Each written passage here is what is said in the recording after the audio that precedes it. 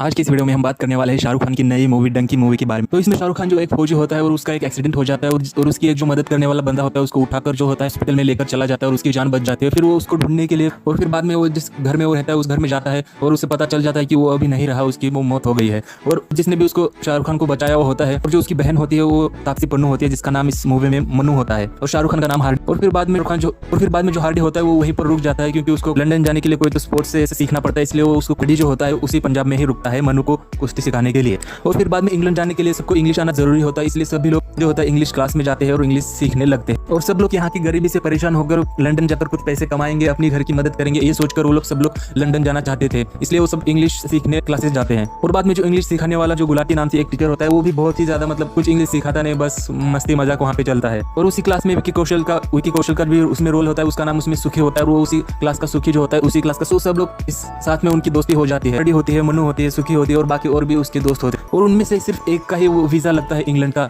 वो भी student visa. और जो सुखी होता है वो किसी को लाने के लिए वो जैसी होती है उसको वहां से इंग्लैंड से लाने के लिए वापस अपने देश में लाने के लिए उसको सिर्फ वीजा चाहिए होता है 1-2 दिन का, लेकिन वो भी सुखी को नहीं मिलता मतलब विकी कौशल जो रोल कर रहा है उसको। और फिर बाद में जो सुखी होता है वो सुसाइड कर लेता है, अपने ऊपर जो केरोसिन डालकर अपने आप को जला देता है और वो सुसाइड कर लेता है। और फिर बाद में हार्डी और मनु और बाकी कुछ लोग जो जिनका वीजा नहीं लगा होता है इंग्लैंड का, वो अलग गलत तरीके से वहां पर इंग्लैंड जाने का वो सोच लेते हैं, जिसको वो डंकी बोलते हैं, बॉर्डर पार करके जाने का वो डिसाइड कर। और फिर बाद में वो डंकी के माध्यम से इनलीगल तरीके से वो इंग्लैंड जाने का उनका सफर शुरू हो जाता है। फिर बाद में वो लोग पंजाब से लेकर पाकिस्तान जाते हैं, फिर पाकिस्तान से लेकर अफगानिस्तान जाते हैं, अफगानिस्तान से लेकर ईरान जाते हैं, ईरान से तुर्की जाते हैं। और इस तरह से वो लोग बॉर्डर पार करके अलग अलग देशों से वो गुजरते हुए गलत तरीके से पास होते हैं और वहाँ पर इंग्लैंड में भी एक कंटेनर में बैठ के इंग्लैंड में वो दाखिल हो जाते। और बाद में सभी लोग जो है इंग्लैंड में पहुँच जाते हैं। और फिर बाद में अपने उस दोस्त से मिलते हैं जो स्टूडेंट वीज़ा लगाकर इंग्लैंड गया होता है, उसकी हालत भी बहुत ज़्यादा खराब होती है। वो तो वहाँ पर एक मूर्ति बन के ऐसे टूरिस्ट जहाँ पर जाते हैं वहाँ पर खड़े रह के भीख मांगने का काम कर लेता है और वो उसकी हालत भी बहुत ख़राब होती है और जहाँ पर रहता है। और इस तरह से रहने वाले लोग होते हैं कि एक छोटी सी जगह पे पूरे जो भी ऐसे गलत तरीके से आए हुए इंग्लैंड में लोग होते हैं वो वहाँ पर रहने लगते हैं, हालत उनकी बहुत ज़्यादा बुरी होती है। हार्डी को होता है ये सब देख के उसको बहुत ही ज़्यादा बुरी लगता है कि जो काम करने के लिए यहाँ पर आए हुए होते हैं और यहाँ पर सब लोग भीख मांग रहे हैं, अलग अलग गड्ढा साफ कर रहे हैं, इतने बुरे काम कर रहे हैं, सब देख के हार्डी को बहुत ज़्यादा बुरा लगता है कि और वो वापस जाने का जिद करने लगता है। लेकिन जो मनु होती है उसको रोकती है कि तू मेरे लिए तो रुक जा, और वो रुकने के लिए तैयार होता है। फिर बाद में वहाँ पर एक वकील से वो लोग जाकर मिल लेते हैं। फिर वकील बोलता है कि जो अगर मनु को यहाँ पर रहना है, लीगली यहाँ पर रहना है, तो उसको एक इंग्लैंड के जो आदमी होता है उससे शादी करनी पड़ेगी। और फिर वो हार्डी मान भी जाता है कि उससे शादी करेगा तो मान जाएगा, फिर बाद में डिवोर्स ले लेगा। लेकिन बाद में जिस अंग्रेज लोगों की जैसे शादी होती है उसमें जो किस करना पड़ता है, उस समय में जो हार्डी होता है, हार्डी और मनु होती है जो किस करने के लिए मना कर देती है और उसकी शादी वहाँ पर टूट जाती है। फिर बाद में वहाँ पर हार्डी होता है मारपीट करता है, वकील से करता है वो जो शादी करवाने वाला होता है।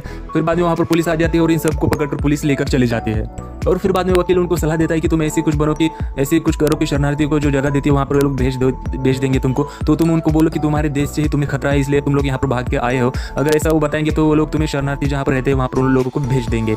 लेकिन हार्डी ऐसा मानने के लिए तैयार नहीं होता है कि वो जो देश के खिलाफ बोलने के लिए तैयार नहीं रहता, वो जो भी है सच बोल देता है कि काम अपनी गरीबी की वजह से यहाँ पर हम काम करने के लिए आए हैं, ऐसा वो लोग बता देता है। लेकिन बाकी लोग ऐसे नहीं बताते, वो बताते कि उनके देश से ही उन्हें खतरा है इसलिए हम लोग भागकर यहाँ पर आए, ऐसा वो लोग बताते हैं। और सिर्फ हार्डी को ही वो लोग इंग्लैंड के जो लोग ऑफिसर होते हैं उनको सिर्फ हार्डी को ही प्लेन में बैठाकर अपने इंडिया में भेज देते हैं और बाकी जो लोग वहीं पर शरणार्थी बनकर वहीं पर गुजारा कर लेते हैं। फिर बाद में कई सालों बाद ऐसे बूढ़े होने के बाद शाहरुख खान को उस मनु का फोन आ जाता है कि उसे अपने देश में आना है। फिर वो अपने देश में आने के लिए फिर बाद में उनका तो वीज़ा इंडिया का लगता ही नहीं, क्योंकि उन्होंने पहले ही बोल दिया था कि उनके देश से उन्हें खतरा है, इसलिए जो वीज़ा लेने के लिए जाते तो उन्हें वहाँ अपने देश का वीज़ा ही नहीं मिलता और उनके पास जो होता है वहाँ का पासपोर्ट भी होता है इंग्लैंड का। फिर उसके बाद वो वहाँ से दुबई जाते हैं। फिर जो शाहरुख खान तो हार्डी होता है वो भी वहाँ पर दुबई में चला जाता है और वो सब लोग वहाँ पर मिल जाते हैं। और फिर वहाँ पर वो लोग ऐसी प्लानिंग करते हैं कि जो खुद वहाँ के ऑफिसर है उनको जब प्लेन में बैठा कर बस किस तरह से भेजेंगे इस तरह की वो प्लानिंग करते हैं। वहाँ पर भी वो डंकी मतलब गलत तरीके से अपने